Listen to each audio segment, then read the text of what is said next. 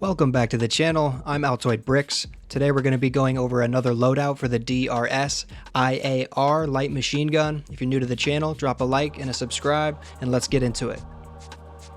Last time we did a suppressed thermal that was built for long range with high precision and control.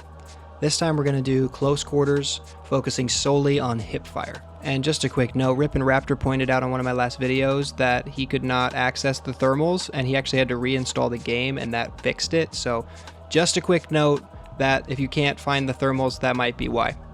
So we're going to start with the short barrel. It's a 14.5 inch carbine barrel. The light does add about 6 points to hip fire.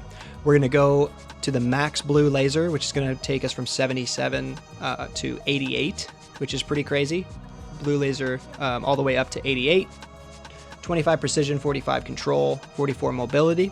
And now for the bipod, we're going to take that and change it to the grip pod, and that is going to max us out right there. That does give us a little more precision and control back, which is nice. The more of that you can have after maxing out whatever you're going for is obviously going to be for your benefit. And then if you click on the right thumbstick, you can see more of the stats of the weapon. In case you were wondering how to expand that, there is a little hint there on the right side of the screen.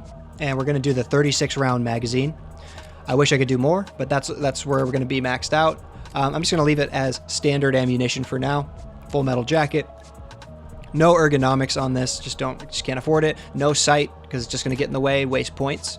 And then, of course, the blue laser. So this is the loadout for CQB. Maxes out hip fire at 88, which is insane. Still with that high rate of fire of 771. It's almost turning this thing into an SMG. And let's test it out in the range. Take a few shots. I love the speed of the weapon for the rate of fire. I'm very comfortable with it. I've used this weapon a lot, so it just feels very good to me. And hip fire all the way to 30 meters.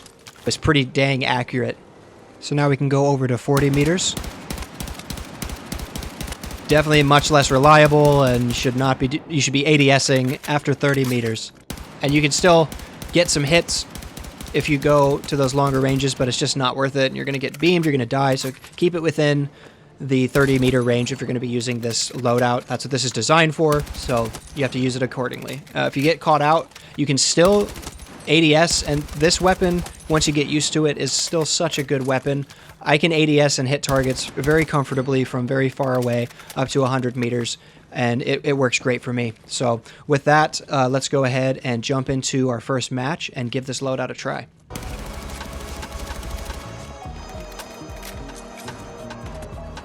This loadout makes this gun very angry. I don't know if it really likes it, but the tight reticle pattern is extremely useful. I really like it. It does take a little bit of getting used to, though. I'm so trained to go ADS that I just really have a hard time holding it to hip fire for some reason. I've never been one that hip fires that often. Dang, shotgun to the face, and then I get my instant revenge, which is nice. This was a pretty tough match. These guys were actually pretty good. I kept getting caught in the open and caught around corners. I found this weapon to be pretty effective, though, I must say.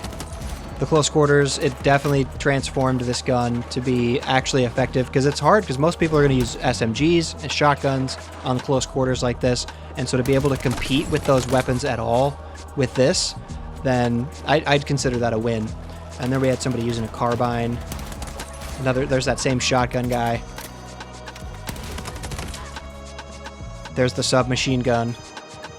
So definitely a lot of close quarters weapons that you're trying to face with an LMG. It's not always easy. These deployable covers, though, are absolutely essential in close quarters like this. If you have a team of medics and everybody's playing medic with these, you can really dominate these small matches. It's extremely hard to go up against 4 deployable covers while everybody's reviving each other. It's nearly impossible to fight that I've had to play against a few teams that are really well organized that did that. My team of randoms just got swept every single time. Really hard to keep up with that.